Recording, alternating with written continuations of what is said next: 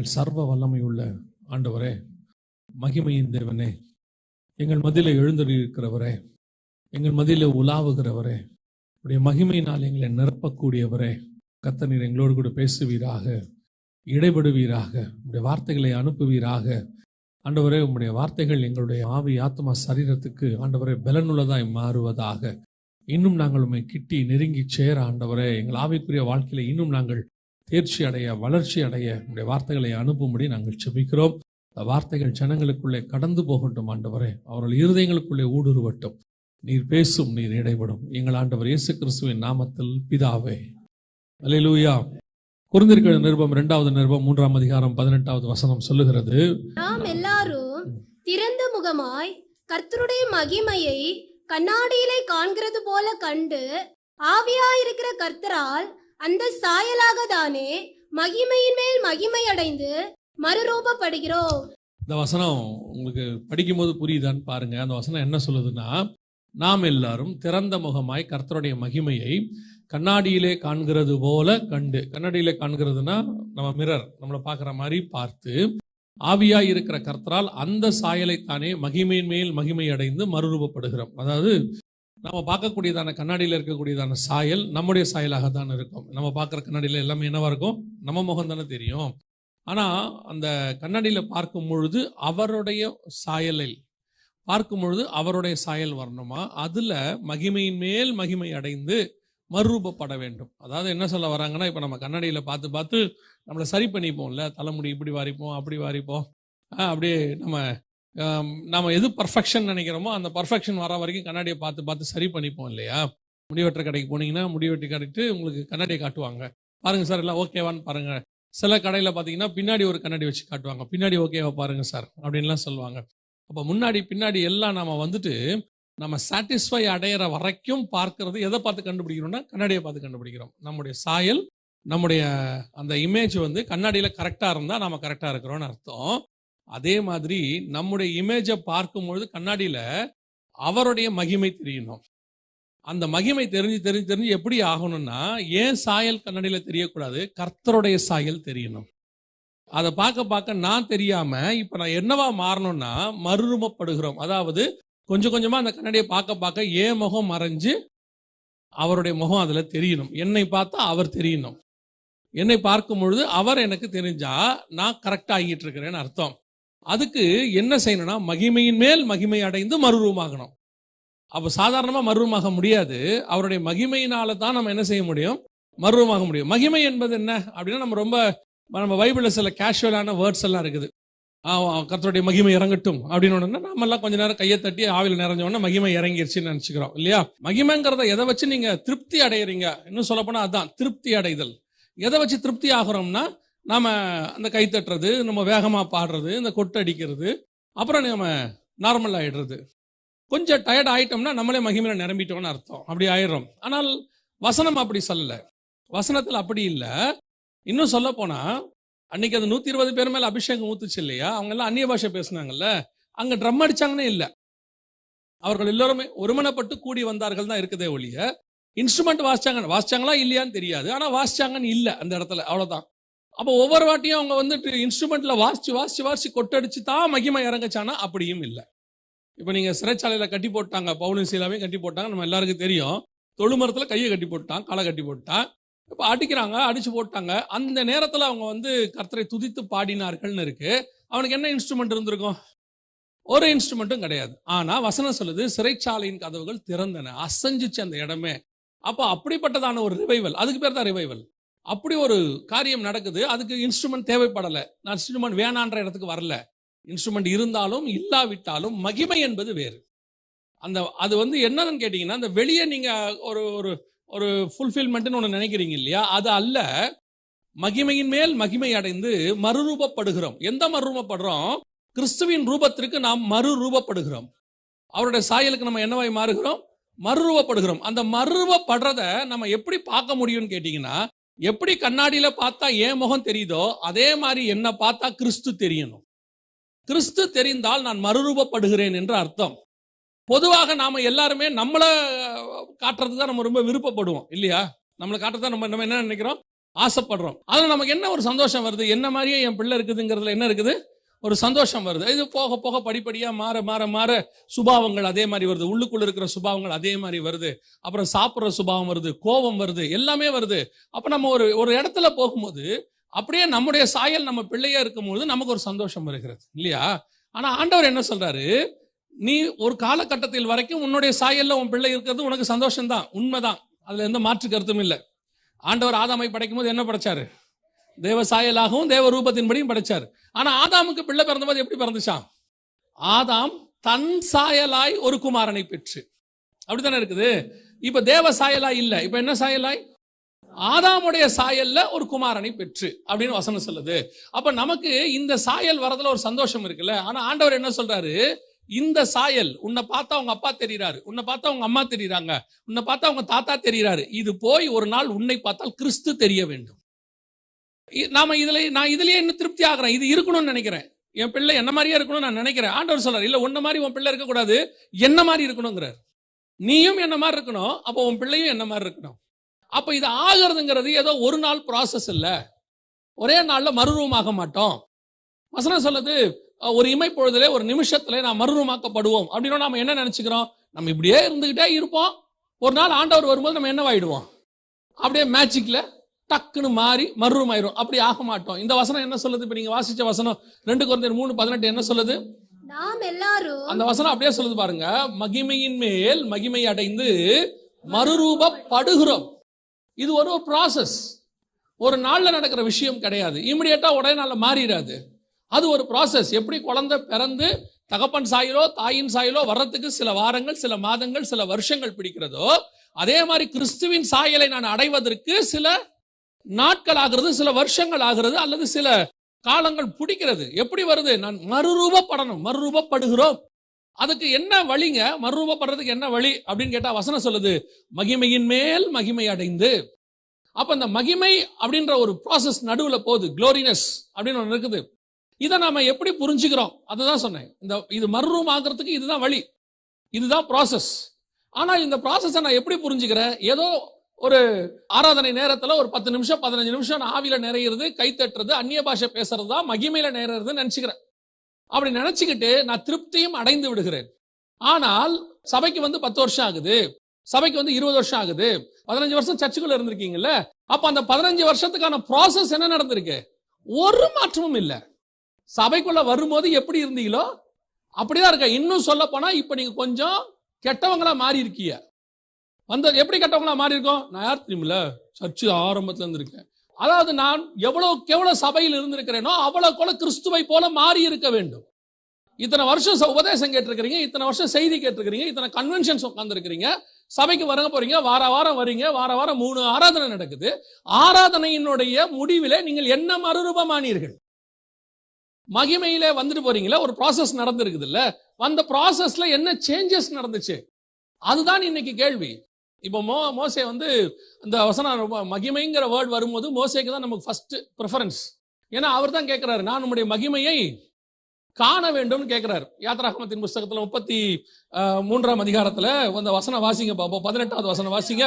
அப்பொழுது அவன் உம்முடைய மகிமையை எனக்கு காண்பித்தருளும். இப்ப மோசே கேட்கிறார், உம்முடைய மகிமை எனக்கு காண்பித்தருளும். இப்ப யோசிச்சு பாருங்க, மோசே முதல்ல கர்த்தரை மீட் பண்றது யாத்ராகமம் 3ஆம் அதிகாரத்துல ஃபர்ஸ்ட் மீட் பண்றது, அப்பதான் ஃபர்ஸ்ட் பாக்குறாரு. அந்த கர்த்தரை மீட் பண்றக்கூடிய ஒரு பிரசன்ஸ் இருக்குல்ல, ஒரு மகிமை இருக்குல்ல, அதுவே நம்ம வாழ்நாள் ஃபுல்லா அடைய முடியாது நம்மளால, இன்னை வரைக்கும் இல்ல. அவர் ஃபர்ஸ்ட் காட பாக்குறாருல, ஒரு முச்செடியில பாக்குறாருல, ஒரு மகிமையை பாக்குறாருல, அந்த ஒரு அனுபவமே நமக்கு வாழ்நாள் முழுக்க இன்னும் வரல. நிறைய பேருக்கு அந்த பிரசன்ஸ் இல்ல. அப்படியே பாக்குறாரு, ஒரு முச்செடி எரியுது, ஆனா அது என்ன செய்யல, அவிந்து போகவில்லை, அப்படியே இருக்குது. அதுல இருந்து ஒரு சவுண்டு கேட்குது, அதுல அவன் கர்த்தரை கண்டுன்னு இருக்குது. அங்கேயே அந்த ப்ராசஸ் ஆரம்பிச்சிருச்சு. நமக்கு இந்த ஒரு எக்ஸ்பீரியன்ஸ் கிடைச்சா போதும், இதை வச்சுக்கிட்டு 25 வருஷம் ஓட்டிட மாட்டோம் ஊழியத்தை, இதை வச்சே நம்ம வாழ்க்கையை ஓட்டிடுவோம்ல, மொத்த வாழ்க்கையும். ஆனா அவன் சொல்றான், அந்த பிரசன்ஸ் அங்க பார்த்துட்டேன். அதுக்கப்புறம் ஒரு 40 நாள் போய் ஆண்டவரோட இருக்கிறாரு. அதுக்கப்புறம் ஆண்டவர் இன்னொரு வார்த்தை சொல்றாரு மோசே கிட்ட, அந்த யாத்ராகமத்தின் புஸ்தகத்துல, மோசே நான் உங்ககிட்ட சில விஷயங்கள் சொல்ல போறேன். 19ஆம் அதிகாரம், யாத்ராகமத்தின் புஸ்தகம் 19ஆம் அதிகாரம் 9வது வசனம் வாசிங்க பார்ப்போம். அப்பொழுது கர்த்தர் மோசேயை நோக்கி, நான் உன்னோட பேசும்போது ஜனங்கள் கேட்டு உன்னை என்றைக்கும் விசுவாசிக்கும்படி ம், நான் கார்மேகத்தில் உன்னிடத்திற்கு வருவேன் என்றார். ம். ஜனங்கள் சொன்ன வார்த்தைகளை மோசே கர்த்தருக்கு இப்ப சொன்னான். கர்த்தர் சொல்றாரு, உன்னை அவங்க நம்பணும். நான் ஒரு பிரசன்ஸை மூட போறேன். இப்ப நான் ஒரு காட்சியை காட்ட போறேன். அதை பார்த்த உடனே அத்தனை பேரும் பயப்படுவான். ஏன்னா அதுக்கப்புறம் நீ அது உள்ள இருக்கும் போது அத்தனை பேர் உனக்கு மரியாதை கொடுப்பான். ச்சே, இந்த இடத்துல மோசே இருக்கிறாரு. அப்ப மோசேக்கு மேல ஒரு பெரிய பயம் வந்துரும். அதுதான் ஆண்டவர் இந்த இடத்துல சொல்றாரு, உனக்கு செவி கொடுக்கும்படி நான் இப்படி செய்ய போறேன் அப்படிங்கிறாரு. அதே 19ஆம் அதிகாரம் 19வது வசனம் 20ஆம் வசனம் வாசி. எக்கால சத்தம் ம், வர வர மிகவும் பலமாய் தொனித்தது. ம், மோசே பேசினான். தேவன் அவனுக்கு வாக்கினால் ம். மறுமொழி கொடுத்தார். கர்த்தர் சீனாய் மலையிலுள்ள கொடுமுடியில் இறங்கின போது கர்த்தர் மோசேயை மலையின் கொடுமுடியிலே வரவழைத்தார். என்ன ஒரு பிரசன்ஸ் பாருங்களேன். அத 18வது வசனம் வாசிங்க. கர்த்தர் சீனாய் மலையின் மேல் அக்கினியில் இறங்கினபடியால் அது முழுவதும் புகைக்காடா இருந்தது. அந்த புகை சூளையின் புகையை போல எழும்பிற்று. மலை முழுவதும் மிகவும் அதிர்ந்தது. இந்த காட்சியை சும்மா நீங்க படிக்கிறத விட கற்பனை பண்ணி பாருங்களேன். அப்படியே டோட்டலா மலை முழுக்க நெருப்பு மாதிரி எரியுது. புகை சூளையின் புகை மாதிரி அப்படியே புகை வந்துகிட்டே இருக்கு. மலை அதிருது. அதுக்கு நடுவுல மோசே ஏறி போனான். பாக்குறவனா பயப்படுறான். சொல்றான், மோசே நீ பேசு, அத்தனை எங்ககிட்ட என்ன செய்ய வேண்டாம், பேச வேண்டாம். ஆண்டவரே சொல்றாரு, அவங்க எல்லாம் பயப்படுற அளவுக்கு நான் ஒரு காட்சியை காட்டுறேன், நீ வாங்கிறாரு. இவங்க எல்லாம் அவருடைய சத்தத்தை கேட்க பயப்படுற இடத்துல மோசே சொல்றான், இல்ல நான் உள்ள போறேன், நான் போய் அவர்கிட்ட பேசிட்டு வரேன். என்ன ஒரு ஜைஜாண்டிக்கான ஒரு ஸ்பிரிச்சுவல் லைஃப் பாருங்க. இந்த மோசே தான் 33ஆம் அதிகாரத்துல 18வது வசனத்துல ஆண்டவர் பார்த்து கேட்கிறாரு. என்ன கேட்கிறாரு? அப்பொழுது அவன் உம்முடைய மகிமையை எனக்கு காண்பித்தருளும் இதுக்கு என்றார். மேல என்ன பார்க்கணும்? இதுக்கு மேல என்ன பார்க்கணும்? 3ஆம் அதிகாரம் யாத்திராகமத்துல பார்த்ததே பெரிய விஷயம். அந்த நெருப்பு முச்செடியுள்ள நெருப்பு எரியறத பார்க்கறதுங்கிறதே பெரிய விஷயம். அதை தாண்டி அந்த 19ஆம் அதிகாரத்துல மலைக்கு உள்ள அதிர்ற மலை, எரியற மலை, அப்படியே இடி முழக்கத்தை போல சவுண்டு, அதுக்கு நடுவுல உள்ள போற மகிமைங்கிறதே பெரிய விஷயம். நீங்க தானியேல் புஸ்தகத்திலையும் வெளிப்படுத்தின விசேஷத்திலையும் வாசிச்சு பாருங்க. ஒரு சில காட்சிகளை கண்ட உடனே செத்தவனை போல தானியேலும் விழுந்துட்டாரு, யோவானும் விழுந்துட்டாரு. ஆனா இவரு அதுக்கு நடுவுல கடந்து போறாரு. உள்ள உட்கார்ந்து இருக்காரு. உள்ள போய் 40 நாள் இரவும் பகலும் பேசுறாரு ஆண்டவர்கிட்ட. அப்படி இருக்கிற அந்த சூழ்நிலையில் நல்லா கவனிச்சு பாருங்க. இப்ப மோசே கர்த்தரை பார்த்து கேட்கிறாரு, நான் உம்முடைய மகிமை பார்க்கணும், எனக்கு காண்பி தருளும். என்னையா மகிமை? இன்னும் என்ன மகிமை இருக்குது? இன்னும் என்ன மகிமை இருக்குது? இப்ப ஆண்டவர் சொல்றாரு, இதுக்கு மேல இருக்கிற மகிமையை நீ பார்க்கவே முடியாது. அதை பார்த்த ஒருவனும் உயிரோடு கூட இருப்பதில்லை. நான் எக்ஸ்ட்ரீம் லெவல் உனக்கு என்ன செஞ்சுட்டேன், காட்டிட்டேன். இதுக்கு மேல ஒண்ணு இருக்கு, ஆனா அதை பார்த்தவன் எவனும் உயிரோடு கூட இருக்க முடியாது. ஆனா வேற வழி இல்லை, நீ என்னை கேட்டுட்ட. எவன் மேல் இரக்கமா இருக்க சித்தமா இருக்கிறனோ அவன் மேல் இரக்கமா இருப்பேன். நீ என்ன கேட்டுட்ட, நான் அந்த பிரசன்ஸ் அவனுக்கு காட்ட விரும்புறேன். அதுக்கு ஒரு புரோட்டோகால் இருக்கு, ப்ரொசீஜர் இருக்குது, கண்மலை வெடிப்பு இருக்குது, அது உள்ள உட்கார வைக்கணும், கையால மூடுவேன், நீ வா, எல்லாம் சொல்றாரு. ஓகே, ரைட், ஃபைன், இவ்வளவும் இருக்கு. ஆனால் இப்பொழுது மோசே மகிமை அடைந்ததனுடைய விளைவு அதுதான் ரொம்ப முக்கியம். மோசே உள்ள போயிட்டு வெளியே வராரு. அந்த வசனத்தை வாசிங்க பார்ப்போம். யாத்திராகமத்தின் புஸ்தகம் 34ஆம் அதிகாரம் 30வது வசனம் வாசி. ஆரோனும் இஸ்ரவேல் புத்திரர் எல்லாரும் மோசேயை பார்க்கும்போது அவன் முகம் பிரகாசித்திருப்பதை கண்டு அவன் சமீபத்தில் சேர பயந்தார்கள். நல்லா கவனிச்சுக்கொள்ளுங்க. இப்ப சீனாய் மலையிலிருந்து இறங்கி வரார். அதுக்கு முந்தின வசனம் சொல்லுது, அவன் சீனாய் மலையிலிருந்து இறங்கி வந்தார். இறங்கி வரும்போது முகத்துல ஒரு பிரசன்ஸ் இருக்குது. இந்த பிரசன்ஸ அவங்களால பார்க்கவே முடியல. இதற்கு பேர் தான் மகிமை. அவர் மகிமையை காமிச்சாரு. அந்த மகிமைக்குள்ள இவன் போயிட்டு வந்தான். அந்த மகிமை இவன் மேல பிரகாசித்தது. இதான் கண்ணாடி. அவர் மேல உள்ளது இவன் மேல மிரர் ஆகுது. அந்த மிரரான மகிமையை கீழே நிக்கிற ஆரோனால பார்க்க முடியல, மக்களால பார்க்க முடியல. வசனம் சொல்லுது, அவங்க கிட்ட பேசின நாளெல்லாம் அவன் முகத்தை முடிப்பானா. அது பின்னாடி இருக்கு பாருங்க. யாத்திராகமத்தின் புஸ்தகம் 34ஆம் அதிகாரம் 33வது வசனம் வாசி. மோசே அவர்களோட பேசி முடியும் அளவும் தன் முகத்தின் மேல் முக்காடு போட்டிருந்தான். 35வது வசனம். இஸ்ரவேல் புத்திரர் அவன் முகம் பிரகாசித்திருப்பதை கண்டார்கள். மோசே அவரோட பேசும்படிக்கு உள்ளே பிரவேசிக்கும் வரைக்கும் முக்காட்டை திரும்ப தன் முகத்தின் மேல் போட்டுக் கொள்வான். என்ன சொல்லுதுன்னா, அந்த பிரசன்ஸ்குள்ள போகும்போது முக்காட்டை எடுத்துருவானாமா. அந்த ஆசாரிப்பு கூடாரத்துக்குள்ள போகும்போது, சீனாய் மலைக்குள்ள போகும்போது அந்த முக்காட்டை எடுத்துருவானாமா. அவருடைய பிரசன்ஸ் வருமா.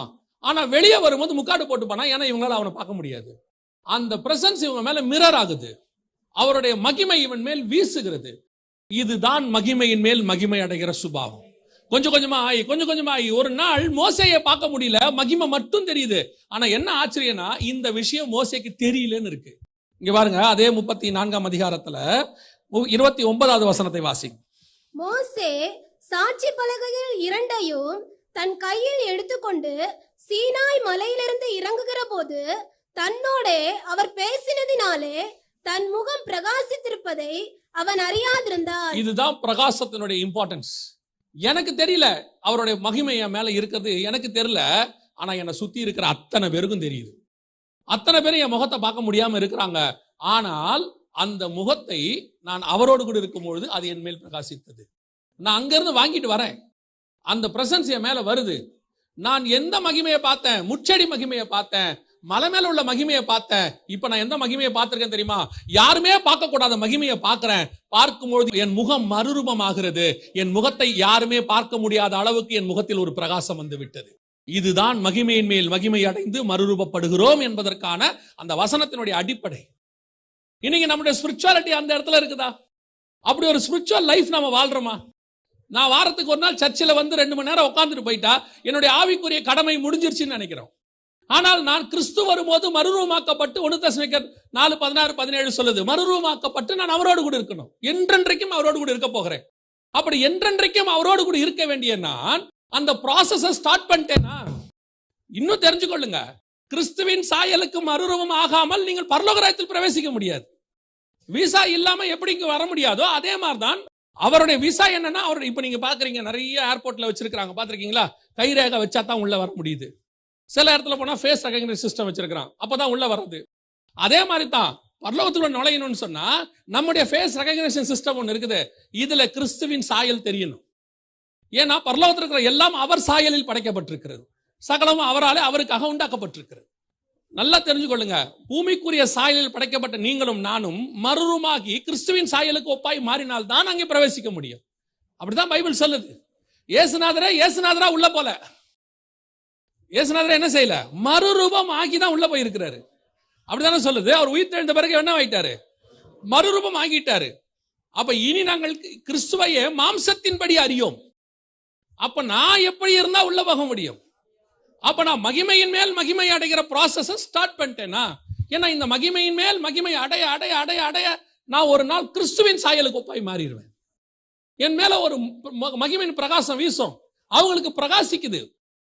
அது பிரகாசம் என்னன்னு தெரியல. புதிய ஏற்பாட்டில் அந்த பிரகாசம் தான் கிறிஸ்து. மோசே மேல வீசின பிரகாசம் இருக்குது, அது கிறிஸ்து. அவங்கள பொறுத்த வரைக்கும் அது பிரகாசம். ஏன்னா அவங்களுக்கு பிரகாசத்தினுடைய வெளிப்பாடு கிடையாது. இப்போ பழைய ஏற்பாட்டில் இருக்க ஒவ்வொன்றுத்துக்கும் புதிய ஏற்பாட்டில் வெளிப்பாடு உண்டு. இப்போ யாக்கோபு வந்து ஏணியை பார்க்கிறாரு. ஒரு ஏணி வைக்கப்பட்டிருந்தது. ஏணி எதை குறிக்குது?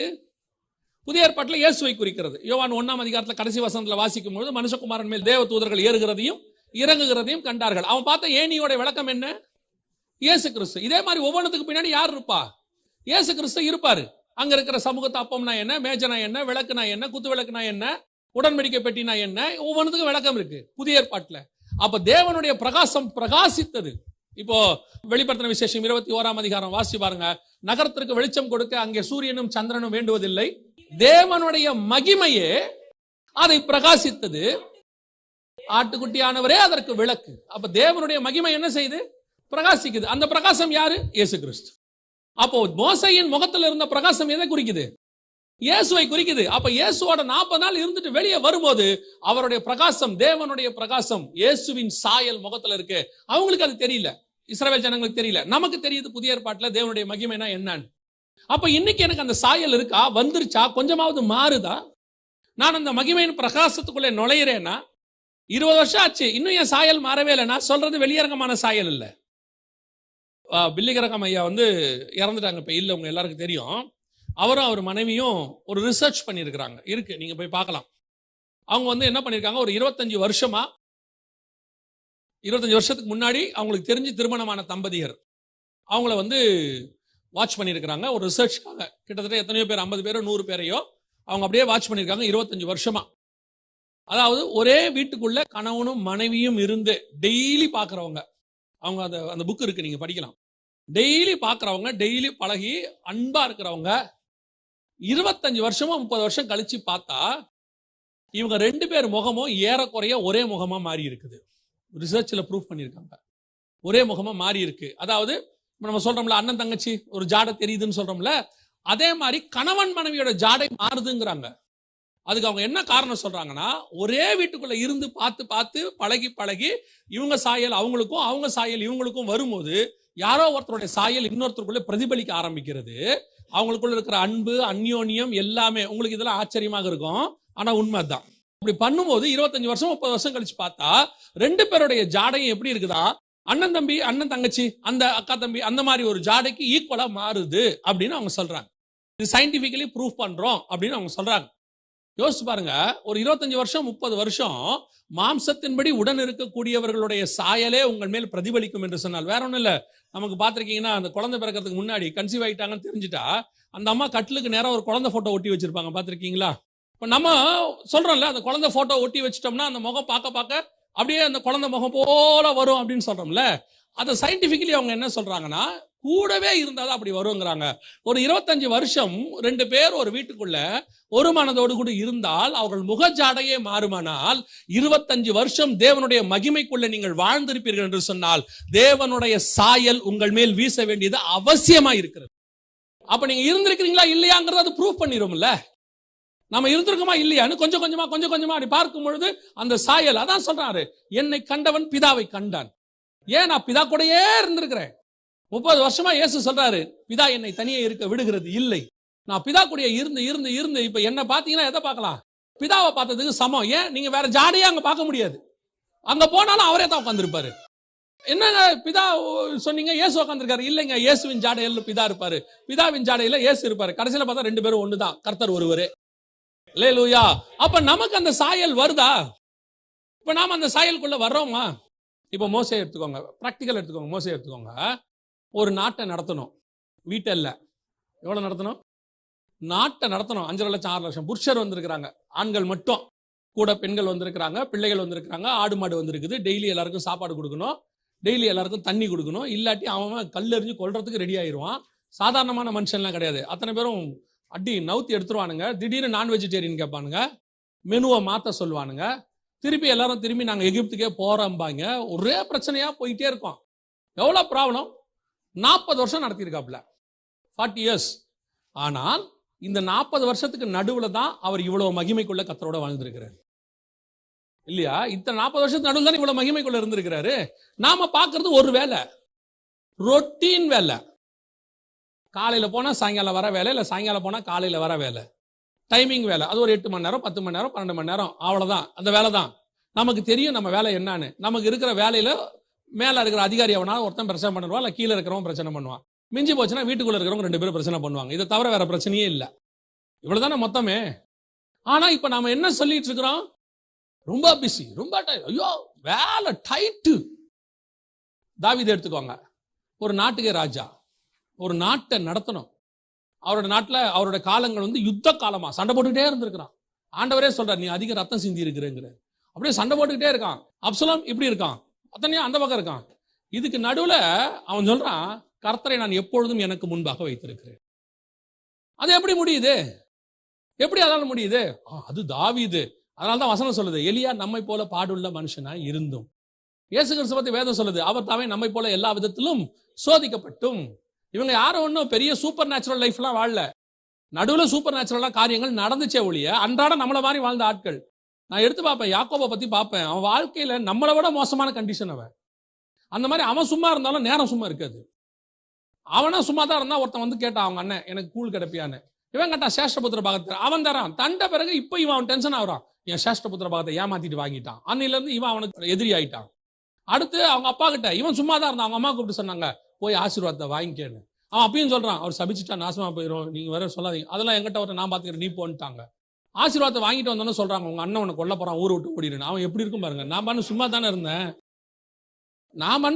இருந்தேன், நீங்க கூப்பிட்டு எங்க அப்பாட்ட போய் ஆசீர்வாதத்தை வாங்கினீங்க. அவரும் என்ன தடவி பார்த்து முத்தம் கொடுத்து மோந்து பார்த்து 3 டெஸ்ட் வச்சு ஏதோ வாங்கிட்டேன், எப்படியோ வாங்கிட்டேன். அவரு ஈசாக்கும் சும்மா கொடுக்கல. யார் வந்திருக்கிறது? நான் தான் குமாரன் வந்திருக்கேன். இல்லையே, குரல் யாக்கோபா இருக்கேன், கண்டுபிடிச்சிட்டாரு போலயே. என்னடா பண்றது, ஏசா குரலா இருக்குன்னு. இல்ல நான் தான் ஏசா, அப்படியா, கிட்டவா அப்படின்னாரு. தடவி பாக்குறாரு, ஆட்டுத்தோல் அந்த தடையை பார்த்தா ரோமமா பார்த்தா ஏசா மாதிரி தான் இருக்குது அப்படின்னு தாத்தா உடனே கொடுக்கல. உடனே அப்பா கொடுத்துடல. இன்னும் கொஞ்சம் கிட்ட வாங்க, கிட்ட வந்து மோந்து பாக்குறாரு. பாருங்க அந்த ஆள் எவ்வளவு பாருங்க ஆசீர்வாதத்தை கொடுக்கறதுக்கு முன்னாடி. சரி அது இப்படி இருக்கு, அவனுக்கு எவ்வளவு பக்கு பக்குன்னு இருக்கும் பாருங்க. சரி இதெல்லாம் முடிச்சு ஆசீர்வாதத்தை வாங்கிட்டு வீட்டுக்கு வந்தா அவங்க அம்மா சொல்லுது, வாங்கிட்டேன், ஊரை விட்டு ஓடிடு. ஏன் என்னாச்சு? உங்க அண்ணனுக்கு விஷயம் தெரிஞ்சிருச்சு, உன்னை கொல்றதுக்கு வகை தேடுறான். அட என்னம்மா நான் பண்ணு சும்மா தானமா இருந்தேன், எதுக்கு இப்போ எல்லாத்தையும் விட்டுட்டு கோலும் கையுமா ஓடுறான். கோலும் கையுமா அங்க போனா அவன் மாமன் நல்லவன், ரொம்ப நல்லவர் அவரு. அவர் நிலைமை பாருங்க. ஏதோ ஆசைப்பட்டு 7 வருஷம் கல்யாணம் பண்ணிட்டு உள்ள போனா வேற அம்மா உட்காந்துருக்கு. நிலைமை யோசிச்சு பாருங்க உங்களுக்கு, இல்லையா? யோசிச்சு பாருங்க, அவன் நிலைமை யோசிச்சு பாருங்க. அங்க இருந்து 7 வருஷம் 14 வருஷம் வேலை செஞ்சு அதுக்கப்புறம் ஒரு 6 வருஷம் வேலை செஞ்சா மாமன் இருக்கிறதுல சுட்டுறதுக்கு பாக்குறான், விரட்டிக்கிட்டு வரான். அங்க இருந்து தப்பிச்சு வந்தா பசங்க 2 பேரும் போய் ஒரு பையன் அங்க இருக்கிற பையனை வெட்டி போட்டானுங்க. அங்க இருந்து தப்பிச்சு ஓடி வந்தா இவன் வாழ்நாள் முழுக்க கஷ்டம். ஆனால் யாக்கோபை போல ஒரு தீர்க்கதரிசியை உங்க லைஃப்ல நீங்க பார்க்க முடியாது. அவன் கூப்பிடுவான், பிள்ளைகளை இங்க வாங்க, கடைசி காலத்தை குறித்து நான் உங்களுக்கு சொல்லுகிறேன். என்ன ஒரு ப்ராஃபட்டிக்கல் வேர்டு தெரியுமா அந்த அதிகாரம், 49ஆம் அதிகாரம். யாரவன்? நம்மளை போல ஒரு பாடுள்ள ஒரு மனுஷன். அங்க ஓடி இங்க ஓடி வாழ்க்கை ஃபுல்லா பயந்து பயந்து பயந்து, எல்லா பணமும் இருக்குது, எல்லாம் இருக்குது, எடுத்துட்டு மனைவி பிள்ளையோட வரான். ஒருத்தன் வந்து சொல்றான், உங்க அண்ணன் உன்னை பார்க்க வந்துகிட்டு இருக்கான். நைட்டு முழுக்க தூக்கம் வரல அவனுக்கு. நைட்டு முழுக்க அவன் எவ்வளவு பயந்து இருந்தா யோசிச்சு பாருங்க. ஆண்டவரே இறங்கி வந்துடுறாரு, பயப்படாதுடா. ராமுழுக்க அவர் தானே வந்தாரு. அப்ப அவன் எவ்வளவு பயந்துருப்பான் பாருங்க. ராத்திரி முழுக்க பயம். அப்படி ஒரு பயந்த ஒரு வாழ்க்கை வாழ்ந்த ஒருத்தன் கர்த்தரோடு கூட நெருங்கி சஞ்சரிக்கிறவனா இருந்தான். அவன் எப்படிப்பட்டவனா இருந்தான்னா, தேவனை பூமியில இறக்குற அளவுக்கு இருந்தான். இறங்கி கர்த்தர் வந்து பேசுற அளவுக்கு இருந்தான். இன்னைக்கு நாம எப்படிப்பட்டவங்களா இருக்கிறோம்?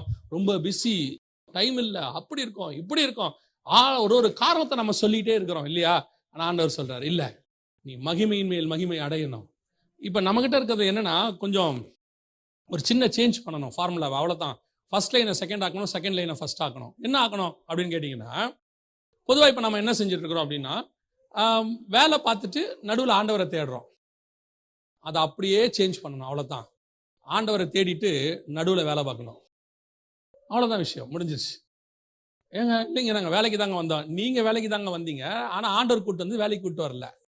அவரோடு கூட சஞ்சரிப்பதற்காக கூட்டிட்டு வந்தார், அவர் கூட இருக்கிறதுக்காக தான் கூட்டிட்டு வந்தார். அப்படி நீங்கள் அவரோடு கூட இருக்கும்போது இந்த வேலையும் நீங்கள் கூட பார்க்கலாம், இதையும் கர்த்தர் செய்வார். இப்போ தாவீது ராஜ்யபாரத்துல என்ன லா, என்ன வரி போட்டான், என்ன பண்ணா? எதுவுமே இருக்காது. அவன் பண்ண யுத்தங்கள் மட்டும் இருக்கும். காரணம், அது கர்த்தருடைய யுத்தம்னு பைபிள் சொல்லுது. தாவீது பண்ற ஒவ்வொரு யுத்தத்துக்கு பின்னாடி ஸ்பிரிச்சுவல் தாட் இருக்கு, அதனால யுத்தங்கள் வந்துடும். ஆனா தாவீது என்ன சாப்பிட்டான், தாவீது என்ன ட்ரெஸ் போட்டான், தாவீது என்ன ஷூ போட்டான், இருக்கா பைபிள்ல? இருக்காது. அவனுடைய ராஜ வாழ்க்கையை பத்தி எந்த விதமான பெட்ல படுத்திருந்தாரு, அவர் அரண்மனை எப்படி, எதுவுமே இருக்காது. அவர் மச்சு பாய்ந்த வீட்டில் எப்படிப்பட்ட வீடு இருந்துச்சு, உள்ளுக்குள்ள நம்ம சொல்றோம்ல என்ன சோஃபா போட்டிருந்தோம், என்ன சேர், எதுவுமே இருக்காது. ஆனா எது இருக்குன்னு கேட்டீங்கன்னா, தாவீதுடைய ஸ்பிரிச்சுவல் லைஃப் அக்கு வேறு ஆணி வேறு அதுல இருக்கும். அவன் படுக்கையில கர்த்தரை எப்படி நினைச்சான், யுத்தத்துல எப்படி நினைச்சான், அதிகாலையில் எப்படி நினைச்சான், நடு இரவில் எப்படி நினைச்சான், எல்லாமே அங்க இருக்கும். வனாந்தரத்துல எப்படி துதிச்சான், எல்லாமே இருக்கும். அவரோட அர்த்தம் என்னன்னா, அவருடைய ஸ்பிரிச்சுவல் லைஃப்க்கு நடுவுல கொஞ்சம் வேர்ல்ட்லி லைஃபையும் பைபிள் பதிவு பண்ணியிருக்கு. இப்ப நமக்கு என்ன பிரச்சனை? வேர்ல்ட்லி லைஃபை ஃபுல்லா ஃபோக்கஸ் பண்ணிட்டோம். நம்ம ஃபோக்கஸிங் முழுக்க வேர்ல்ட்லி லைஃப், அதுக்கு நடுவுல கொஞ்சம் ஸ்பிரிச்சுவல் லைஃப். அந்த ஸ்பிரிச்சுவல் லைஃப்ல யூ ஆர் சாட்டிஸ்ஃபைட். அதான் இங்க முக்கியமே. திருப்தி அடைகிற சுபாவம் வந்துருச்சு. இப்ப மகிமையின் மேல் மகிமை அடையறதுக்கு பணத்தின் மேல் பணம் அடைகிறோம். பணக்காரனை விட இன்னும் பணக்காரன் ஆகணும்னு நினைக்கிறோம். ஆசீர்வாதத்தின் மேல் ஆசீர்வாதமா போகணும்னு நினைக்கிறோம். ஒரு வீடு இருந்தா 2 வீடு இருக்கணும்னு நினைக்கிறோம். இது எங்க? உலக வேலைக்கு நம்ம இம்பார்ட்டன்ஸ் கொடுத்துட்டு நடுவுல ஸ்பிரிச்சுவாலிட்டிக்கு கொடுத்தா நம்ம விளைவு.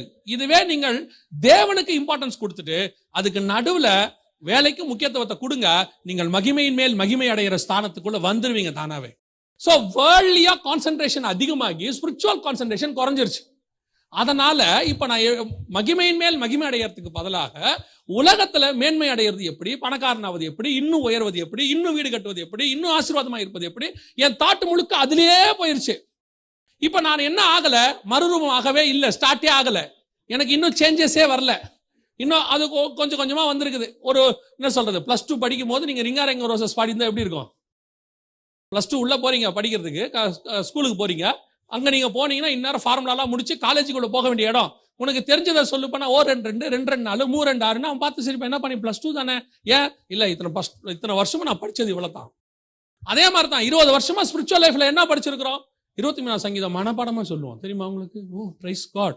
எத்தனை வருஷம் ஆச்சு? 23 வருஷம் ஆச்சு. அப்புறம் வேற என்ன தெரியும்? ஏசாயாவோட வாக்கு தத்தங்கள் எனக்கு தெரியும்.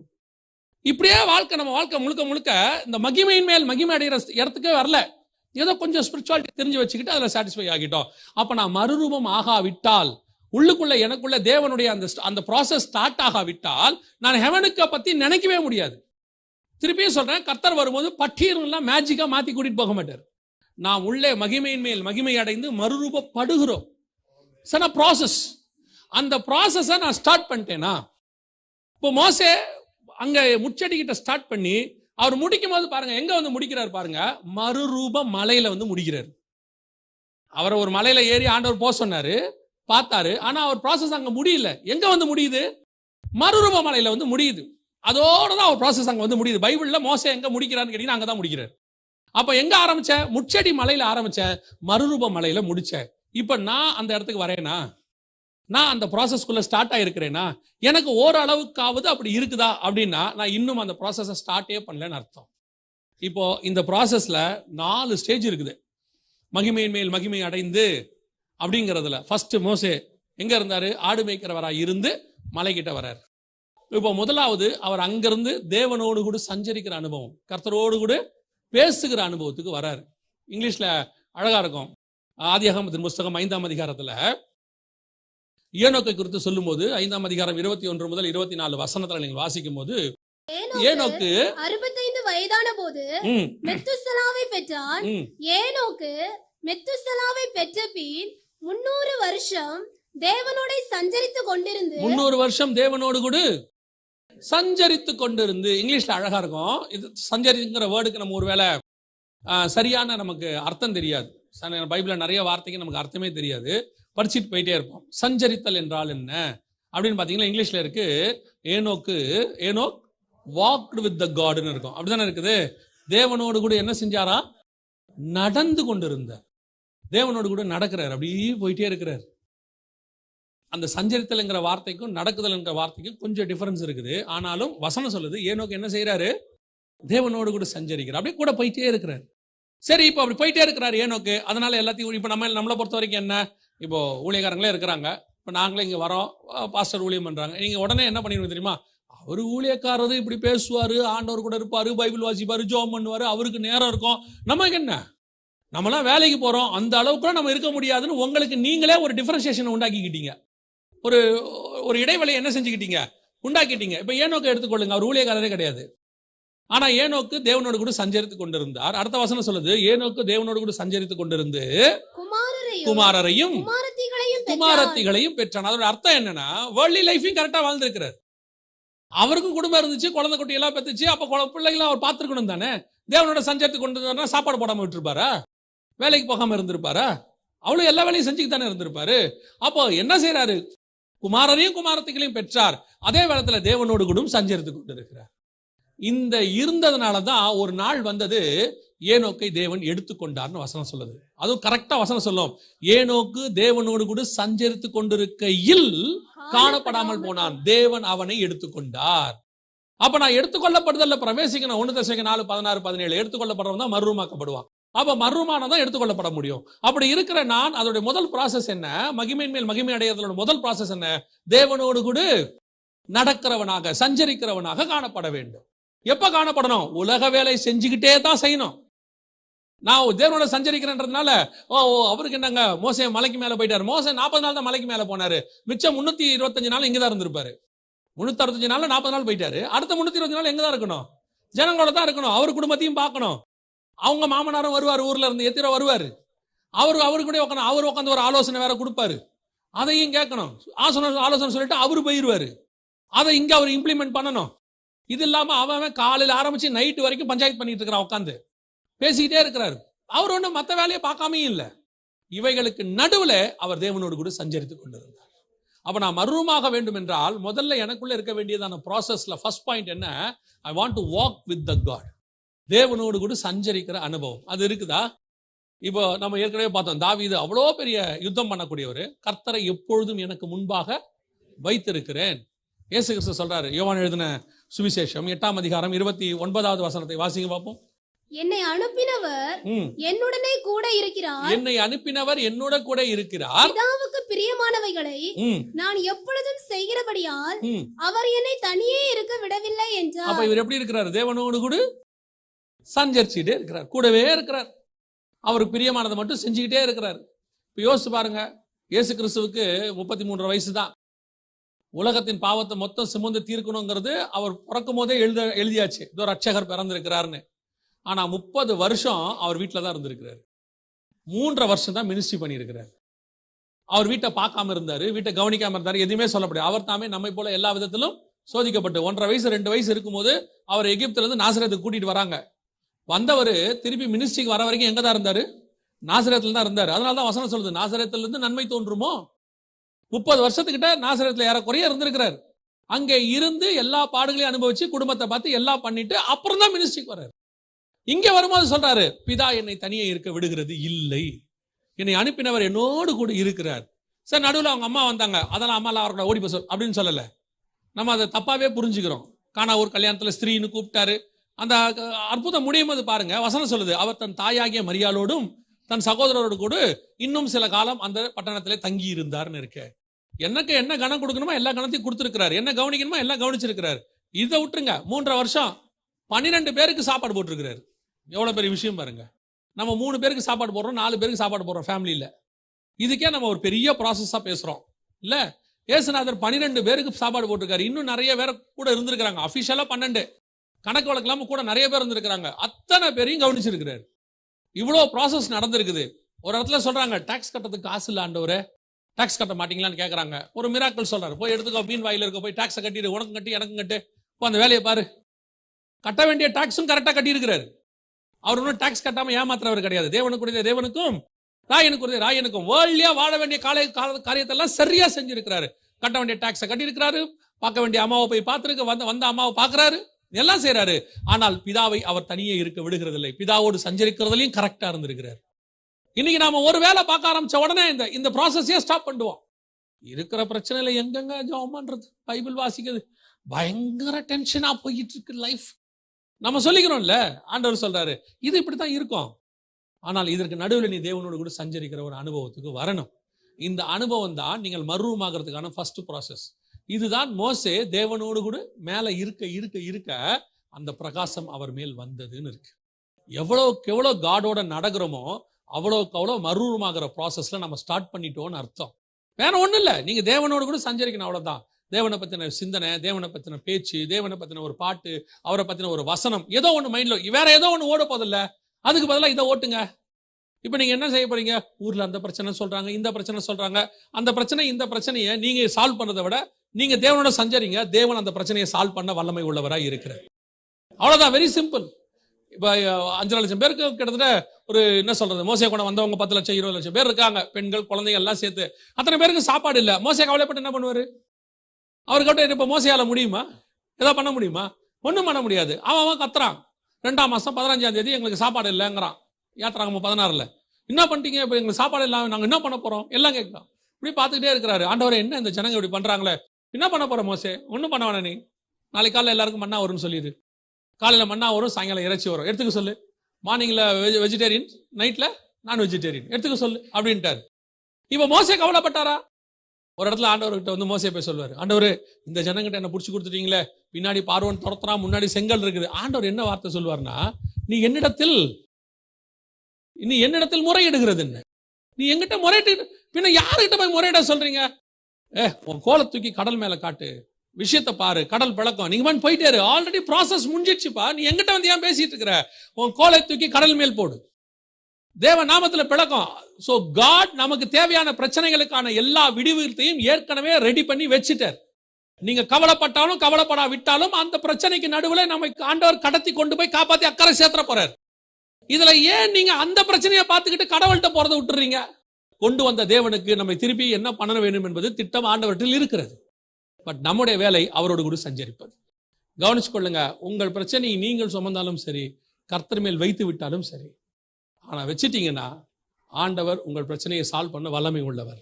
நம்ம வேற வேலையை பார்க்கலாம், தேவனோடு கூட சஞ்சரிக்கிற வேலையை பார்க்கலாம். அல்லேலூயா.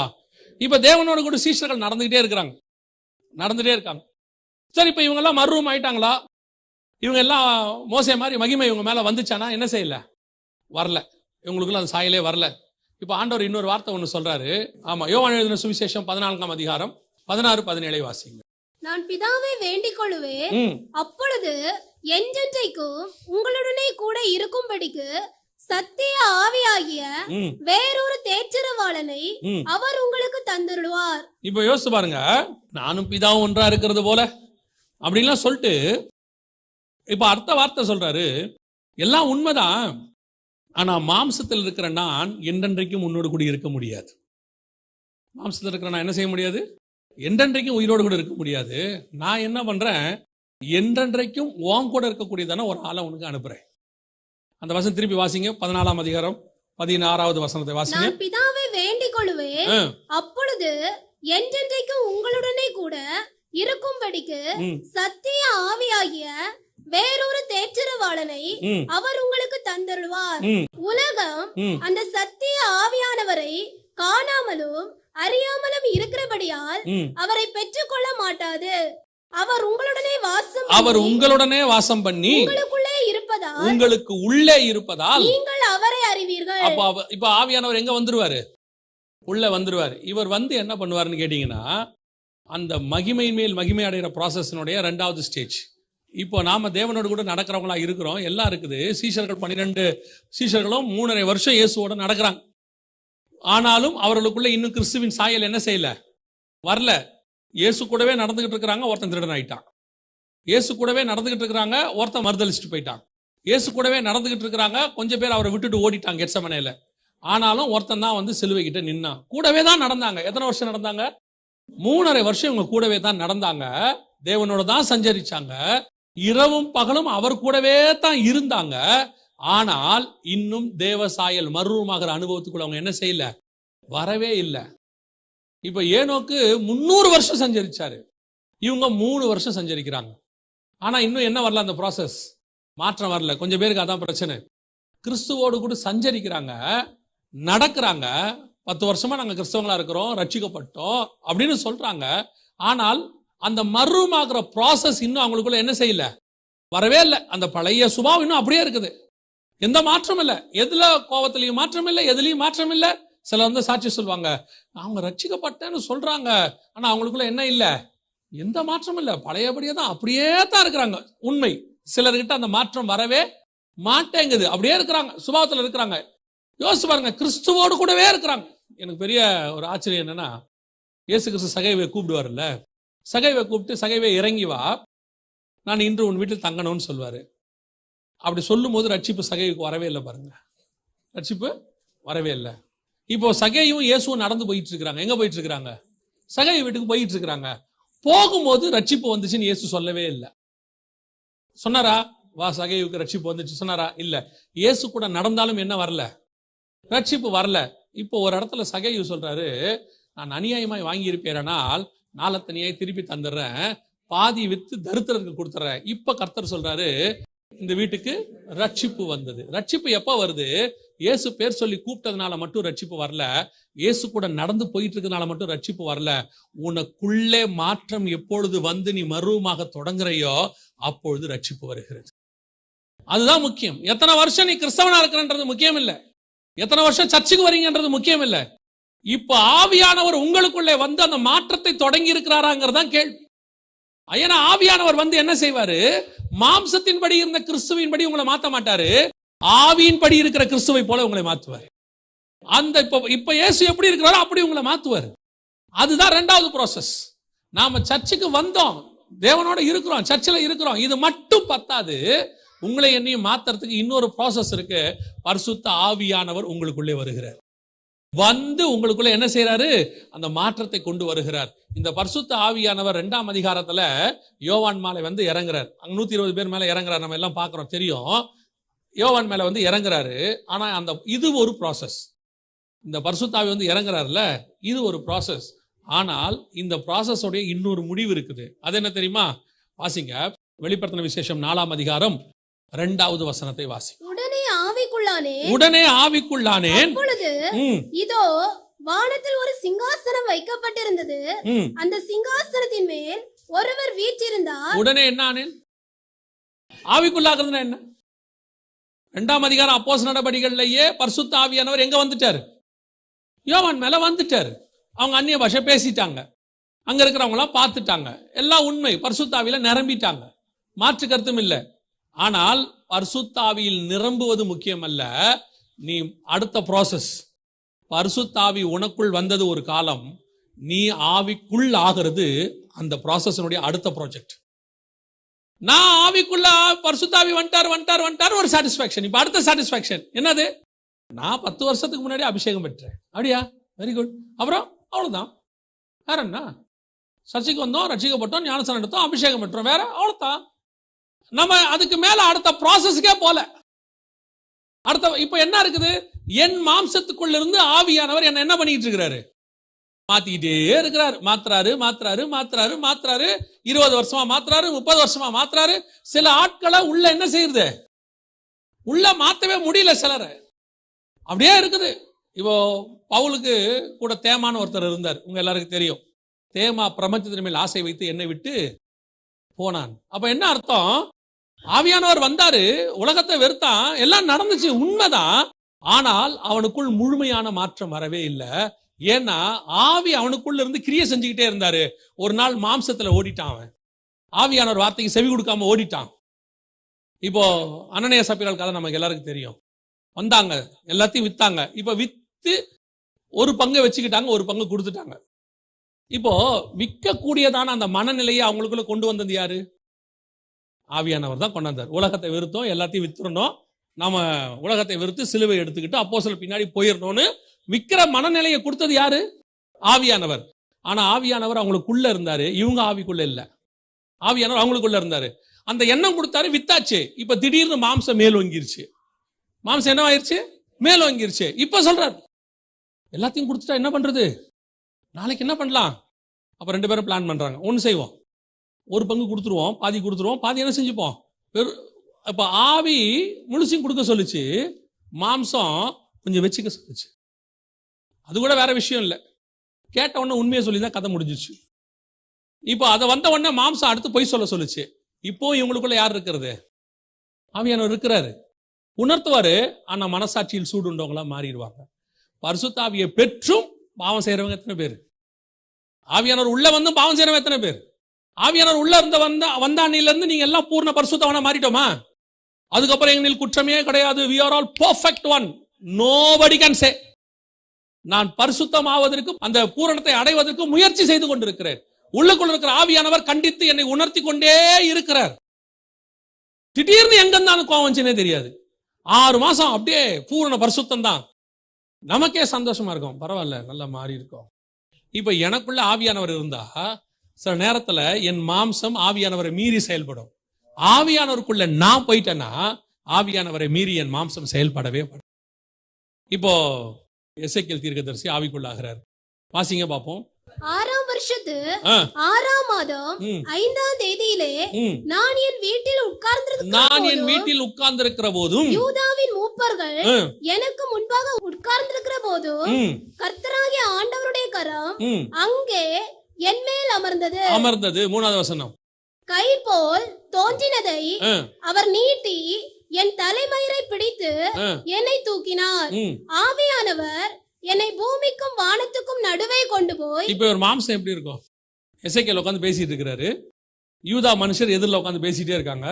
திடீர்னு தேவன் வந்தாரு, தலைமுடியை பிடிச்சாரு, வா எசேக்கியேல் நம்ம ஒரு விஷயமா பேச போவோம்னு தூக்கிட்டு போயிட்டாரு. இப்போ ஒரு மாம்சம் எப்படி இருக்கும்? செத்தவதை போல கிடக்கும் அந்த இடத்துல. ஆவியானவர் தான் கொண்டு போயிருக்கிறார். எசேக்கியேல் 37:1. கர்த்தருடைய கை என் மேல் அமர்ந்து கர்த்தர் என்னை ஆவிக்குள்ளாக்கி வெளியே கொண்டு போய் எலும்புகள் நிறைந்த ஒரு பள்ளத்தாக்கின் நடுவில் நிறுத்தி. எப்படி ஆக்கி? என்ன எப்படி ஆக்கி? ஆவிக்குள்ளாக்கி என்ன ஆவிக்குள்ள போயிட்டாரு. இப்ப அவர் மாம்சம் எப்படி இருக்குங்க? செத்தவனை போல கிடக்கும். ஆவிக்கு உள்ள நீங்க ஆயிட்டீங்கன்னா உங்க மாம்சம் செத்துதுன்னு அர்த்தம். அவ்வளவுதான். உங்க மாம்சத்துக்குள்ள ஆவி இருந்தா நீங்க பாவம் செய்ய முடியும். ஆவிக்குள்ள உங்க மாம்சம் போயிருச்சுன்னா உங்களால பாவம் செய்ய முடியாது. உங்க மாம்சம் செத்ததை போல இருக்கும். இதுதான் அந்த ப்ராசஸனுடைய முடிவு.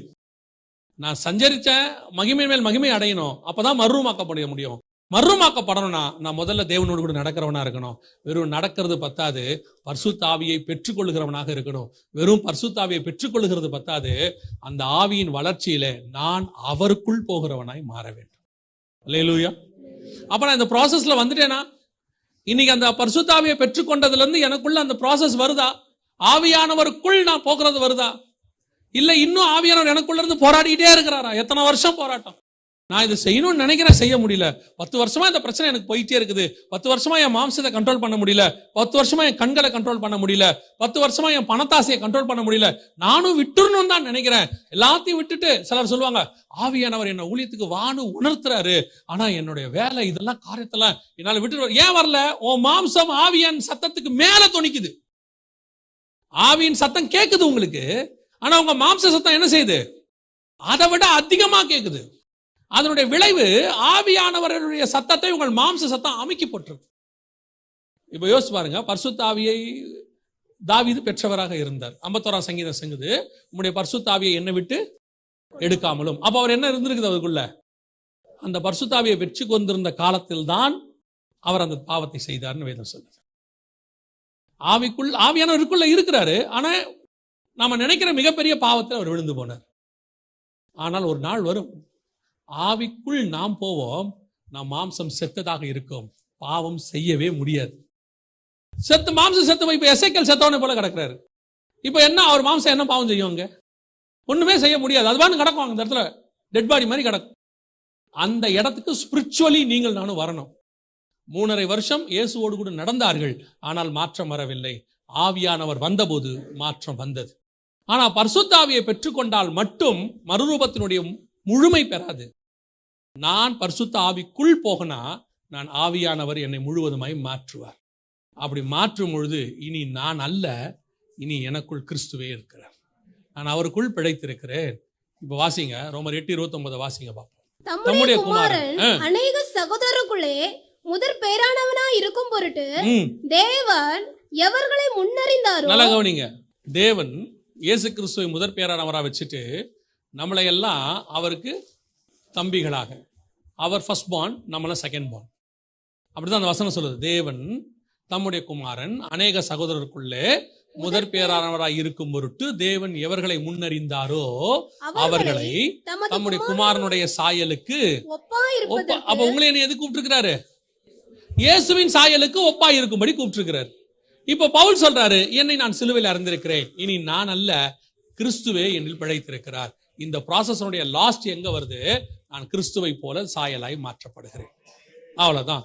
இந்த ப்ராசஸ் அடையும் போது என்ன நடக்கும் அதை மட்டும் நான் சொல்லிட்டு முடிச்சிடறேன். இந்த ப்ராசஸ் அடைஞ்சு நான் அப்படியே குமாரன் சாயலுக்கு ஒப்பாய் மாறும்போது 1 யோவான் 3ஆம் அதிகாரம் 2ஆம் வசனத்தை வாசிங்க. பிரியமானவர்களே, இப்பொழுது தேவனுடைய பிள்ளைகளாய் இருக்கிறோம், இன்னும் வெளிப்படவில்லை.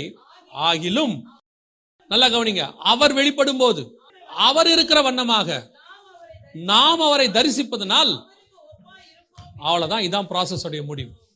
இப்ப இந்த மகிமையின் மேல் மகிமை அடைகிற ப்ராசஸ்ல ஸ்டார்ட் பண்ணி, மர்ரூம் ஆகிறதுக்கான ப்ராசஸை ஸ்டார்ட் பண்ணி, அவரோட நடந்து பரிசுத்த ஆவியை பெற்று பரிசுத்த ஆவிக்குள்ள போய் நீங்கள் மரித்து கிறிஸ்து பிழைத்து வரும்போது கிறிஸ்துவின் சாயல்ல நாமும் அவரும் ஒரே சாயலாய் பரலோகத்துக்குள் பிரவேசிக்க போகிறோம். அல்லேலூயா. இந்த ப்ராசஸ்ல நம்ம எந்த இடத்துல இருக்கிறோம்? இந்த ப்ராசஸ்ல என்ன பெரிய விஷயம்னா, இந்த ப்ராசஸை நிறைய பேர் இன்னும் ஸ்டார்ட்டே பண்ணல. இந்த ப்ராசஸ் என்ன செய்யல? ஸ்டார்ட் பண்ணவே இல்லை. மகிமையின் மேல் மகிமை அடைகிற ப்ராசஸ்க்குள்ள வந்தாதான் இது ஸ்டார்ட்டே ஆகும். அந்த வசனத்தை வேணா திருப்பி ஒரு தடவை வாசித்துருங்க, முடிச்சிருவோம். 2 கொரிந்தியர் 3:18 வாசிங்க பார்ப்போம். நாம் எல்லாரும் திறந்த முகமாய் கர்த்தருடைய மகிமையை கண்ணாடியிலே காண்கிறது போல கண்டு ஆவியாயிருக்கிற கர்த்தரால் அந்த சாயலாக தானே மகிமையின் மேல் மகிமை அடைந்து, அந்த சாயலால் தானே மகிமையின் மேல் மகிமை அடைந்து மறுரூபப்படுகிறோம். அப்படியே கொஞ்சம் கொஞ்சமா ப்ராசஸ். அந்த பார்த்து அது மாதிரி கண்ணாடியில பாக்குற மாதிரி பார்த்து நம்மளை சரி பண்ணி கிறிஸ்துவின் சாயலுக்கு ஒப்பாய் மாறி அவர் வரும்போது நாமும் அவரும் ஒரே மாதிரி இருப்போமா. அந்த ப்ராசஸ்ல தான் இப்ப நம்ம போயிட்டு இருக்கிறோம்.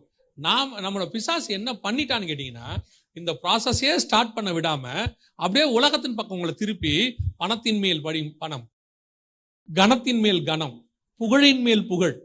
அதனாலதான் பைபிள் 2 வார்த்தையில சொல்லி முடிச்சிருச்சு, பரிசுத்தம் உள்ளவன் இன்னும் பரிசுத்தமாகட்டும், அநீதி செய்கிறவன் இன்னும் அநீதி செய்யட்டும். நீ எந்த ப்ராசஸ்ல இருக்கிறீங்கன்றத முடிவு பண்ணிக்கோங்க.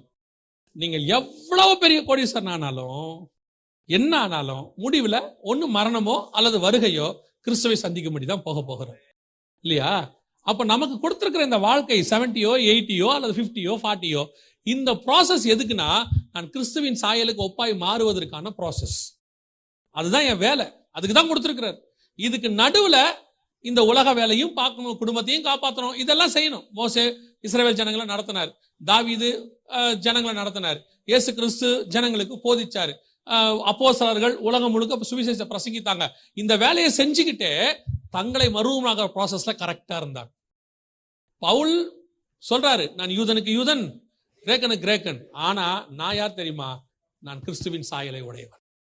நான் பார்க்கறதுக்கு யூதன் கிட்ட போனா யூதன் மாதிரி பேசுவேன், கிரேக்கன் போனா கிரேக்கன் மாதிரி பேசுவேன், ஒவ்வொருத்தருக்கும் ஒவ்வொரு மாதிரி பேசுவேன், அவங்களோட பழகும் போது அவங்களோட இருப்பேன். ஆனா உள்ளுக்குள்ள நான் கிறிஸ்துவின் சாயல்ல மாறிக்கிட்டே இருக்கிறேன். நான் மரிக்கும் போது கிரேக்கனா மரிக்க மாட்டேன், மரிக்கும் போது யூதனா மரிக்க மாட்டேன், மரிக்கும் போது நியாயப்பிரமாணக்காரனா மரிக்க மாட்டேன், மரிக்கும் போது யார் மாதிரியும் மரிக்க மாட்டேன். நான் மரிக்கும் போது கிறிஸ்துவின் சாயல்ல மரிப்பேன். உயிர் தெழும்போது அவர் சாயலால் நான் திருப்தி ஆவேன். அல்லேலூயா. அப்ப இந்த ப்ராசஸ்ல நான் எந்த இடத்துல இருக்கிறேன்? திருப்பி அதான் கொஸ்டின் மார்க். நான் ஸ்டார்ட் பண்ணிட்டேன் அந்த ப்ராசஸ. ஃபர்ஸ்ட் அப்படி ஸ்டார்ட் பண்ணி இருக்கிறேன். ஆமா, எனக்கும் இந்த ஆசை இருக்குது, நானும் இதை தான் செஞ்சிட்டு இருக்கிறேன்னு சொன்னீங்கன்னா, இந்த ப்ராசஸ்ல எத்தனாவது ஸ்டேஜ்ல நாம இருக்கிறோம்? தேவனோட சஞ்சரிக்கிற ஸ்டேஜ்ல இருக்கிறோமா? பரிசுத்த ஆவியை பெற்றுக்கொண்டு அவர் சொல்றபடி கேட்டுக்கிட்டு இருக்கிற ஸ்டேஜ்ல இருக்கிறோமா? இல்ல ஆவியானவருடைய முழு கண்ட்ரோலுக்குள்ள போயிட்டோமா? அல்லது கடைசியாக சிலுவையில் அறையப்பட்டு கிறிஸ்துவின் சாயலுக்கு ஒப்பாய் மாறிக்கொண்டிருக்கிறோமா? அப்பதான் அவர் வரும்போது அவருக்கு ஒப்பாய் நாம் மாற முடியும். அல்லேலூயா. நாம் ஜெபிக்க போகிறோம். எழுந்திருக்கலாமா? நாம் எல்லாரும் தேவ சமூகத்துல ஒப்பு கொடுப்போமா? தேவ சமூகத்துல ஏதோ ஆலயத்துக்கு வருவது சடங்காச்சாரம் இல்லை. உலகத்தாருடைய சபையை பார்த்து நீங்க பாரம்பரிய சபையார் சொல்றீங்க. வர வர ஆவிக்குரிய சபையும் ஒரு பெந்தகோஸ்தே பாரம்பரியத்துக்குள்ள போயிட்டு இருக்கு. வர்றது என்னவோ, உட்காரது என்னவோ, கொஞ்ச நேரம் ஆராதிக்கிறது என்னவோ, உலகத்தின் சபைக்கும் உங்க சபைக்கும் எந்த வித்தியாசம் இல்லைங்கிற அளவுக்கு நாம போயிட்டே இருக்கிறோம். கொஞ்சம் கொஞ்சமா ஆண்டவர் நம்மளை பார்த்துட்டே இருக்கிறார். நான் இன்ன சபையில இருக்கிறேங்கிறது பெருமையே இல்லை, நான் யார மாதிரி இருக்கிறேங்கிறது தான் பெருமை. ஒரு சபையில மெம்பரா இருக்கிறது மட்டுமே பரலோகத்துக்கு எலிஜிபிலிட்டி கிடையாது. நான் இங்கே கொடுக்கப்படுகிற உபதேசத்துக்கு ஏற்ற மாதிரி என்னை மாத்தி கொள்றதுதான் எலிஜிபிலிட்டி. இங்கே போதிக்கப்படுகிறது, சொல்லிக் கொடுக்கப்படுகிறது, நான் மறுரூபமாக்கப்பட வேண்டும். கிறிஸ்து வரும்போது அவருடைய சாயலால் நான் திருப்தியாக வேண்டும். மாறுது, எனக்குள்ள மாற்றம் வருதுன்றது உங்களுக்கே தெரியணும். ஃபர்ஸ்ட் கண்ணாடியில பார்க்குற மாதிரி நீங்க பார்க்கணும். அன்னைக்கு இருந்த கோபம் எனக்கு இல்லை, அன்னைக்கு இருந்ததான மூர்க்கம் இன்னைக்கு இல்லை, அன்னைக்கு இருந்த பொருளாசை இன்னைக்கு இல்லை, அன்னைக்கு இருந்த பணத்தாசை இன்னைக்கு இல்லை, அன்னைக்கு இருந்த எதிர்காலத்தின் பயம் இன்னைக்கு எனக்கு இல்லை, என் பிள்ளைகளை பத்தின கவலை எனக்கு இல்லை, கர்த்தர் பார்த்துக் கொள்வாருங்கிற நிச்சயம் இருக்கு. என்னுடைய ஒரே ப்ராசஸ், நான் கிறிஸ்துவை போல மாற வேண்டும். எனக்கு கொடுக்கப்பட்ட குடும்பத்தை காப்பாற்றணும், நடத்தணும், எல்லாம் எனக்கு ஆண்டவர் பொறுப்பு கொடுத்திருக்கிறார். எனக்கு கொடுக்கப்பட்ட வேலையில உண்மையா இருக்கணும், கொடுக்கப்பட்ட குடும்பத்துக்கு உண்மையா இருக்கணும், எல்லாம் உண்மை, அதுல எந்த மாற்றமும் கிடையாது. ஆனா இதெல்லாம் செகண்டரி. என்னுடைய முதலாவது ப்ராசஸ், நான் கிறிஸ்துவை போல மாற வேண்டும். என்னை சிலுவையில் அறையப்பட ஒப்பு கொடுக்க வேண்டும். எனக்குள் இருக்கிற நான் சாக வேண்டும். முதல்ல நான் செத்து கிறிஸ்து எனக்குள் பிழைத்திருக்க வேண்டும். இனி நான் அல்ல, இனி கிறிஸ்துவே எனக்குள் பிழைந்திருக்கிறார். ஒப்பு கொடுப்போமா? நீங்க எவ்வளவு காணிக்கை கொடுத்து தசமபாகம் கொடுத்து என்ன பண்ணி கிறிஸ்துவை போல மாறாவிட்டால் நீங்கள் சன்மார்க்கரா இருக்க முடியுமே ஒழிய நீதிமானாய் மாற முடியாது. நிறைய பேர் தான தர்மம் பண்றாங்க, நிறைய பேர் ஊழியத்துக்கு கூட செய்யறாங்க. ஆனா அவங்களுக்குள்ள பர்சனல் சேஞ்ச் இல்ல, அவங்களுக்குள்ள தனிப்பட்ட முறையில் எந்த மாற்றமும் இல்லை, உள்ளுக்குள்ள எந்த மாற்றமும் இல்லை. 2 மனைவியை வச்சுக்கிட்டு நீ காணிக்கை கொடுத்துட்டீங்கன்னா பரலோகத்துக்கு போயிட முடியுமா? சொல்லுங்க. லஞ்சம் வாங்கிட்டு நீங்க தவறான முறையில் பணத்தை சேர்த்துட்டு காணிக்கை தசமமாக சந்தா கட்டிட்டா பரலோகத்துக்கு போயிட முடியுமா? நீங்க அக்கிரமான காரியத்தை யார் மேலேயே கேஸ் போட்டு சொத்தெல்லாம் வாங்கி அபகரிச்சு வச்சுக்கிட்டு 100 ஏழைகளுக்கு சாப்பாடு போட்டுட்டீங்கன்னா பரலோகத்துக்கு போயிட முடியுமா? நீங்க உள்ள மாறினாதான் போக முடியும். ஒருவேளை இத்தனை பேருக்கு செய்யறதுக்கு உங்ககிட்ட காசு கூட இல்லாம இருக்கலாம், ஆனா நீங்க மறுரூபம் ஆக ஆக ஆக நீங்க பரலோகத்துக்கு போகிறது கன்ஃபார்ம் ஆக மாறும். அதுதான் நிஜம், அதான் உண்மை. ஒப்பு கொடுப்போமா? ஆண்டவரே, நான் உம்முடைய சாயலால் மாறணும், உம்முடைய சாயலாய் மாறணும். என்னை பார்க்கிறவங்க உங்களை பார்க்கணும். ஆண்டவரே, மோசையை பார்த்தவங்களுக்கு மோசே தெரியல, முகத்துல ஒரு பிரகாசம் தான் தெரிஞ்சுச்சு. ஒரு பிரகாசம் இருந்துச்சு, தேவனுடைய மகிமையே அதை பிரகாசித்தது. அந்த பிரகாசத்துக்கு காரணம் ஆட்டுக்குட்டியானவரே விளக்கு. மோசே முகத்துல ஒரு பிரகாசம் இருக்கு, அது என்ன பிரகாசம் அவங்களுக்கு தெரியல. மோசே முக்காடு போட்டுக்கோன்றாங்க, பார்க்க முடியல. மோசே, ஏன் உன் முகத்துல இனி மோசே தெரியல, எங்களுக்கு பிரகாசம் தெரிகிறது. புதிய ஏற்பாட்டுல தான் தெரியும், அவன் முகத்துல கிறிஸ்து தெரிகிறார், தேவனுடைய மகிமை அவன் முகத்துல தெரிகிறது. அந்த ப்ராசஸ் நம்ம முகத்துல வரணும் பாருங்க, அதுதான் ரொம்ப முக்கியம். மனுஷனுடைய ப்ராசஸ் பிரயோஜனம் இல்லை. நல்ல சினிமா நடிகன், காமெடி நடிகனுடைய படத்தை பார்த்துக்கிட்டே இருந்தீங்கன்னா அவன் காமெடியை நீங்க பேசுவீங்க. நல்ல அரசியல்வாதியுடைய செய்தியை நீங்க கேட்டுக்கிட்டே இருந்தீங்கன்னா அந்த அரசியல்வாதி சொல்ற பாயிண்ட் எல்லாம் நீங்களும் பேசுவீங்க. அந்த தாட் உங்களுக்குள்ள வந்துடும். நல்ல கிரிக்கெட் பிளேயரை பத்தி பார்த்துக்கிட்டே இருந்தீங்கன்னா அந்த கிரிக்கெட்டை பத்தின சிந்தனைகள் உங்களுக்குள்ள ஓடும். நீங்கள் கிறிஸ்துவையே தரிசிச்சுக்கிட்டு இருப்பீங்கன்னா கிறிஸ்துவின் சாயல் உங்களுக்குள்ளே வந்துடும். அவ்வளவுதான். ஒப்பு கொடுப்போமா நம்மள தேவ சமூகத்துல? தேவனோடு கூட சஞ்சரித்தல், தேவனோடு கூட நடத்தல், நடக்கும்போது பரிசுத்த ஆவியை பெற்றுக்கொள்ளுதல், பெற்றுக்கொண்ட பரிசுத்த ஆவிக்குள்ளே நான் போகுதல், ஒரு நாள் நான் மரித்து ஆவியான தேவனுடைய சாயல் எனக்குள்ளே வருதல், அவர் வரும்பொழுது நான் மறுரூபமாகி அவர் சாயலுக்கு ஒப்பாய் மாறுதல். ஒப்பு கொடுப்போமா தேவ சமூகத்துல? அந்த ஆசை உங்களுக்கு இருக்கா? இந்த ப்ராசஸ்ல நான் இருக்கணும், இனி உலகம் எனக்கு அல்ல, நான் என்னதான் இந்த நாட்டுக்கு பணம் சம்பாதிக்க வந்திருந்தாலும் இன்னைக்கு கர்த்தர் என் கூட பேசி இருக்கிறாரு, நான் அந்த ப்ராசஸ்ல திருப்தி ஆகணும் அப்படின்னு ஒரு வேளை உங்களுக்குள்ள அந்த நிச்சயம், அந்த ஆசை வரும்னா கரங்களை ஆண்டவருக்கு நேராக உயர்த்தி சொல்லுங்க. ஆண்டவரே, நான் அப்படி மாறணும், மறுரூபம் ஆகணும். ஆண்டவரே, நான் அப்படி மறுரூபம் ஆகணும். ஒப்பு கொடுப்போமா? சர்வ வல்லமை உள்ள எங்கள் தகப்பனே, இந்த அருமையான நாளுக்காய் உமக்கு நன்றி, இந்த வேலைக்காய் ஸ்தோத்திரம். தேவ ஆவியானவர் எங்கள் மத்தியில அசைவாடின தயவுக்காக உமக்கு நன்றி. உடைய வார்த்தைகள் எங்கள் மத்தியில கடந்து வந்த தயவுக்காக உமக்கு நன்றி. ஆண்டவரே, ஒவ்வொருத்தருடைய இருதயத்துக்குள்ள இந்த வார்த்தைகள் ஊடுருவதாக இந்த நாளிலிருந்து அந்த மகிமையின் மேல் மகிமை அடைகிற ப்ராசஸ் ஸ்டார்ட் ஆகட்டும். ஆண்டவர், நீர் வரும்பொழுது நாங்கள் அத்தனை பேரும் உம்முடைய சாயலாய் நிற்க கர்த்தர் கிருபை பாராட்டும். உடைய மகிமையுள்ள கரத்தில் எங்களை தாழ்த்துகிறோம். எங்கள் ஆண்டவர் இயேசு கிறிஸ்துவின் நாமத்தில் ஒப்பு கொடுத்து ஜெபிக்கிறோம் எங்கள் ஜீவனுள்ள நல்ல பிதாவே.